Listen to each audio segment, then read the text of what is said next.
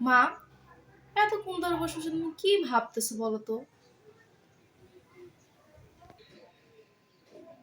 ভাবতাছি না কিছু, আবার ভাববারও নিস।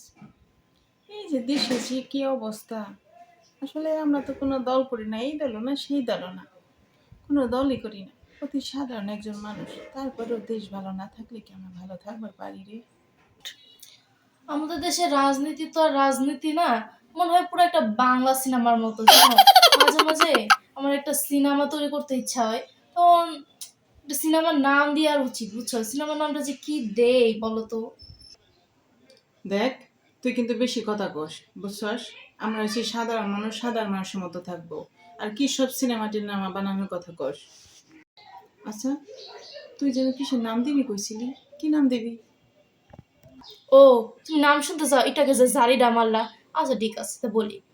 রে, সিনেমাটার নাম দেবো রাজনীতির কাহিনী। এবার কারণটা বলি। আজকে এই দল, কালকে ওই দল, কি যে একটা কে যেখানে হিরোইন আর কে যেখানে ভিলেন, বুঝাই যায় না। তোর এই যেরকম আন্দাজে কথা শুনে না, মাথায় ভিতরে একদম রক্ত উঠে যায়। তুই তো কথা কস কি লিগে? হ্যাঁ, তুই ছোট ছোটর মতোই থাক, চুপচাপ থাক। ও, হাতে চুপ থাকতেই কর। চুপ থাকতে থাকতে দেশখানার যে রসাতলে পাঠাইছো, হে বলে তো কোনো খবর নেই, তাই না? আচ্ছা, খালি চুপ থাকতে কও, চুপ থাকতে কও, চুপ থাকতে থাকতে দেশটা যে কোন রসাতলে পাঠাইছো তা তো এখন দেখতেছি, তাই না? শুধু শুধু মুখে বললেই তো হবে না। আমার সোনার বাংলা, আমি তোমায় ভালোবাসি। কতটুকু ভালোবেসে দেশের জন্য কি কাজ করছো?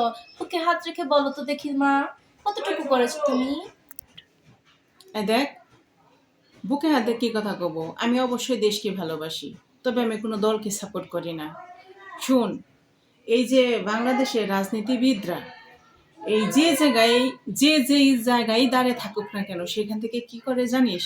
অমুকরে দোষ দেয়, অমুকরে তমুকরে দোষ দেয় করে নেই, তমুকরে দোষ দেয় সে এটা করে নেই। আরে বাবা, দোষ তো সবার মধ্যেই থাকবো, আমার মধ্যেও যেরকম দোষ আছে তোমার মধ্যেও আছে। তো যাই গল্পগুলো কথা কইবার চাই না, আমাদের উচিত দেশটাকে যদি আমরা রসাতল থেকে তুলবার চাই, তাহলে হাতে হাত রেখে দেশটাকে উন্নয়নের দিকে ধাবিত করতে হবে। ঠিক আছে? তুমি এত বড় বড় কথা কইও না। তুমি এই যে এখন নতুন প্রজন্ম, তুমি দেশটাকে সুন্দর করে গড়ে তুলবা।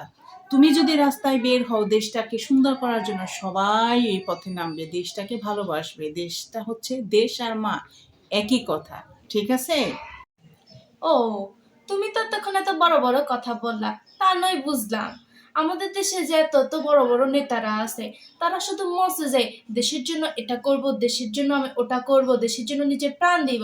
আচ্ছা বুঝলাম, প্রাণ নয় দিব। এই মসের পিছনের কাহিনীটা কি তোমরা দেখছো কখনো?